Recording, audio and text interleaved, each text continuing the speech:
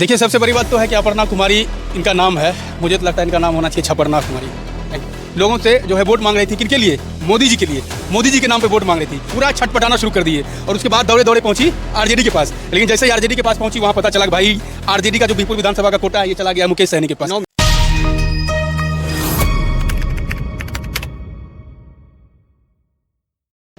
हमारे साथ बड़े भाई और हिंदुस्तान के जाने माने पत्रकार सर, आज सौभाग्य हुआ आपसे मिलने का।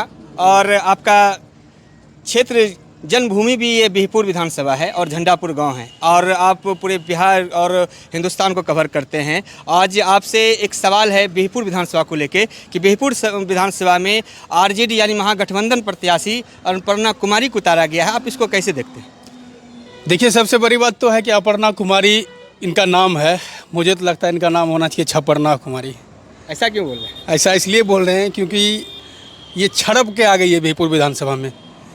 ये वही महिला है जो पिछली बार जो है ये झारखंड से चुनाव लड़ी थी, लोकसभा का, विधानसभा का। और उसके बाद जो है अभी जो है ये गोपालपुर में पिछले कई 2-3 वर्षों से लगातार घर घर जाके घूम रही थी, लोगों से जो है वोट मांग रही थी। किनके लिए? मोदी जी के लिए। मोदी जी के नाम पे वोट मांग रही थी।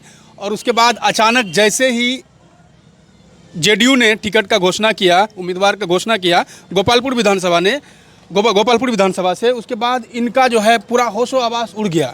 इनके पैरों तले ज़मीन खिसक गई। कह रहे भाई, हमने 2-3 साल मेहनत किया गोपालपुर विधानसभा में और जेडीयू ने मुझे टिकट नहीं दिया, अब क्या करूं मैं? पूरा छटपटाना शुरू कर दिए। और उसके बाद दौड़े दौड़े पहुंची आरजेडी के पास। लेकिन जैसे ही आरजेडी के पास पहुंची, वहां पता चला कि भाई आरजेडी का जो बिहपुर विधानसभा का कोटा है, ये चला गया मुकेश सहनी के पास। 9 में हाँ, दौड़ के फिर गई है मुकेश सहनी के पास। अब मुकेश सहनी पे ये जो अपर्णा कुमारी, क्या नाम बोले? अपर्णा कुमारी नाम है ना? हाँ, मुकेश सहनी के पास इन्होंने जा कर के रातों रात ये पार्टी ज्वाइन करती हैं और उसके बाद जो है इनको टिकट मिल जाता है। भाई साहब, मुझे समझ नहीं आता है कि इन्होंने कौन सा जादू कर दिया मुकेश सहनी पे। मेरा भी दिमाग घूम गया। उनके ही मुकेश सहनी के ही पार्टी के कार्यकर्ता जो है लगभग कई महीनों से, कई वर्षों से ज़मीन से जुड़कर मेहनत कर रहे थे, लेकिन मुकेश सहनी ने उनको टिकट नहीं दिया। लेकिन अपर्णा कुमारी ने मुकेश सहनी पर रातों रात कौन सा जादू किया इन्होंने कि सुबह इनको बुला करके टिकट दे देता है। कौन? मुकेश सहनी। और ये आकर के फिर उसके बाद जो है उम्मीदवारी की घोषणा कर देते हैं कि मैं बिहपुर विधानसभा की उम्मीदवार हूँ महागठबंधन से। इन्होंने क्या कहा? महागठबंधन से उम्मीदवार। लेकिन आपको मैं एक सच्चाई बता देता हूँ कि ये महागठबंधन की है ही नहीं। क्यों नहीं है? क्योंकि जेडीयू जो है, जेडीयू के लिए इन्होंने काम किया। जो महिला सुबह तक जेडीयू की कार्यकर्ता रहती है, सुबह तक इस उम्मीद में रहती है कि नीतीश कुमार मुझे चुनाव लड़ाएंगे और मैं गोपालपुर विधानसभा से चुनाव लड़ूंगी, और उसके बाद ये जब इनको टिकट नहीं मिलता है तब इन्होंने क्या किया?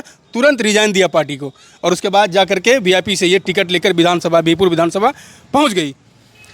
तो इनका नाम मैंने इसीलिए कहा कि छपरना होना चाहिए, अपर्णा नहीं होना चाहिए। उनका एक डायलॉग भी था, पूरा गोपालपुर विधानसभा चला था, 2025 फिर से नीतीश। हाँ, ये लगातार चल रहा था, सोशल मीडिया पे भी चल रहा है। नहीं, आपने कहा कि डायलॉग चल रहा था। चल नहीं रहा था, बल्कि आगे भी यही डायलॉग उनका चलेगा। वो आपके पास आएंगे, बिहपुर की जनता के पास जाएंगी, रोएंगी, धोएंगी, नौटंकी करेंगी, हम बेटी हैं, हम फलाना है, ढिमाका है, समाज की हैं तो फलाना, ये सब जो इसका है ना, ये सब गलथेथरी है। अच्छा। जैसे इलेक्शन जीतेंगी तुरंत नीतीश कुमार के साथ जाएंगी। ये पक्का आप लिखवा लीजिए हमसे, ये महिला नीतीश कुमार के साथ तुरंत जाएंगी। ये महागठबंधन में नहीं रह सकती हैं। महागठबंधन के नाम पर यहाँ के लोगों को, यहाँ के पिछड़े लोगों को, यहाँ के दलित को, यहाँ के अल्पसंख्यक को ये बरगलाएंगी और वोट लेकर के जाएंगी मोदी जी के पास। ये महिला निश्चित तौर पर आप लिख कर रख लीजिए।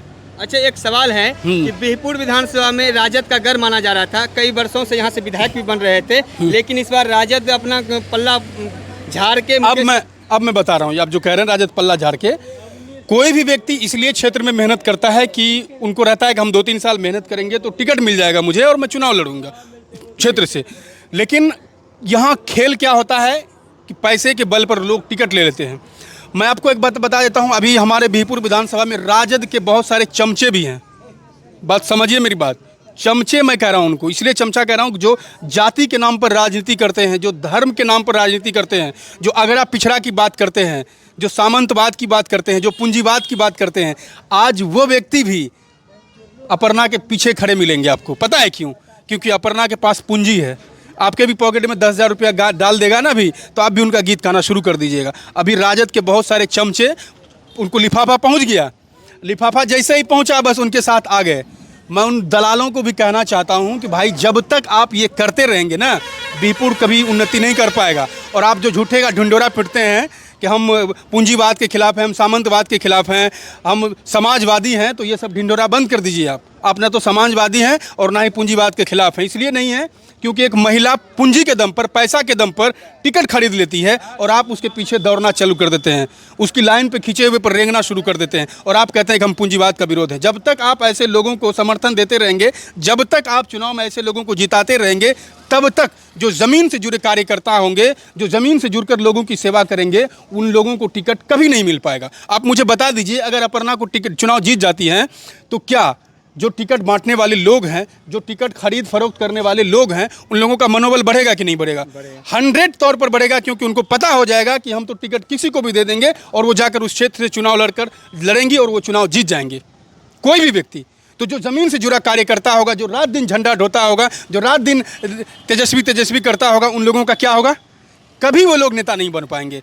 तो ऐसे लोगों को भी चाहिए कि उन लोगों का बायकॉट करे। अगर बायकॉट करने की शक्ति नहीं है तो घर में चुपचाप चादर ओढ़कर सो जाइए, लेकिन ऐसे पूंजीपति लोगों का साथ मत दीजिए, नहीं तो आप भी गद्दार कहे जाएंगे। अच्छा, यहाँ जो आरजेडी से एक नाम आ रहा था, दो नाम आ रहा था, गौतम कुमार प्रीतम और अवनीश कुमार, क्या अवनीश कुमार जी के साथ गलत हुआ या सही? नहीं, देखिए, मैं किसी व्यक्ति विशेष पर नहीं कहूँगा कि उनके साथ गलत हुआ या नहीं हुआ, लेकिन हाँ, आरजेडी को ये चाहिए कि किसी भी व्यक्ति को, जो व्यक्ति उनका निजी ज़मीनी कार्यकर्ता हो, जो बीपुर का व्यक्ति हो, जो बीपुर के लोगों के साथ मिला हो, घुला हो, जिसने सालों साल तेजस्वी जिंदाबाद, लालू प्रसाद यादव जिंदाबाद किया हो, लालू प्रसाद यादव का झंडा ढोया हो, टिकट उनको मिलना चाहिए। ऐसा नहीं कि कोई व्यक्ति अगर पहुंच है, उनका मामा सांसद है, उसका नाना मंत्री है, उनके पास अरबों खरबों रुपया है, वो जाकर के रातों रात टिकट खरीद ले, आप ऐसे व्यक्ति को टिकट दे दीजिए, तो ये बिल्कुल गलत है। ऐसा नहीं होना चाहिए। दूसरी बात, मैं आपको अभी भी कह रहा हूँ, लिख कर रख लीजिए आप, जैसे ये चुनाव जीतेंगी, हालांकि उस तरह का तो मुझे लग नहीं रहा है क्षेत्र में, लेकिन अगर चुनाव जीत भी गई तो ये जेडीयू के साथ ही जाएंगे, मतलब मोदी जी के साथ जाएंगे।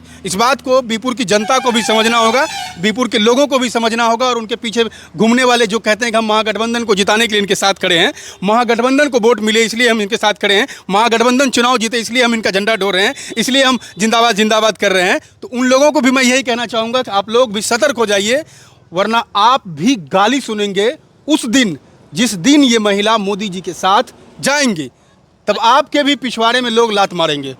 अच्छा, आपने अपने सोशल मीडिया पे जो आपका चैनल है प्राइम इंडिया, उसमें आपने महागठबंधन कुछ और नाम दिया था, महाजोर गठबंधन कैसे कहा था? नहीं, ये महालठबंधन था। महागठबंधन है। तो ये हकीकत में मैं इसलिए इन्होंने ये ऐसा शब्द कहा था, महालठबंधन है ये, क्योंकि अगर आप हम पूरे बिहार विधानसभा की बात कर रहे हैं, जहाँ जहाँ इन्होंने टिकट दिया है, इस बार ये महालठबंधन जो है टिकट बांटने में बहुत खेल किया है जी। इनका जो ज़मीनी कार्यकर्ता होता है, जो निजी तौर पर, उनको ये टिकट ही नहीं देते हैं।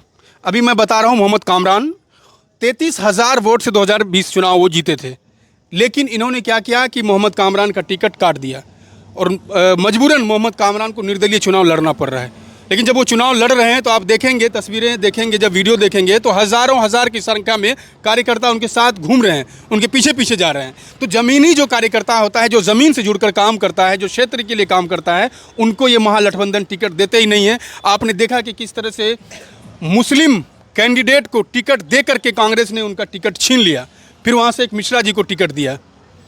तो इस तरह की चीज़ें होती है। जिसने राहुल गांधी को गाली दिया, जिसने राहुल गांधी की मां को गाली दिया, जिसने इंदिरा गांधी को गाली दिया, तरह तरह की बातें कही, उनको इन्होंने टिकट दिया था वहाँ से, सुपौल से।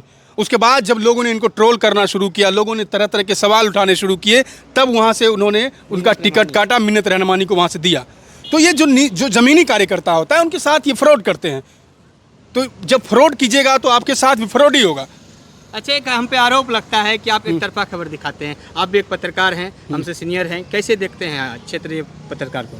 देखिए, मैन होता क्या है ना, मैं आपको बताता हूँ। क्षेत्रीय पत्रकार जो होते हैं, उनको एक तरफा क्या होता है, सारे अगर आप देखेंगे, जो बड़े बड़े न्यूज़ इंडस्ट्री होते हैं, टीवी डिबेट देखेंगे आप, तो आप अक्सर यही देखेंगे कि जो फंडिंग जहाँ से मिलता है उनको देखेंगे, तो उनके तरफ से जो है वो क्या करते हैं, वो एग्जिट पोल में दिखाते हैं, लेकिन कभी कभी वो पलट जाता है।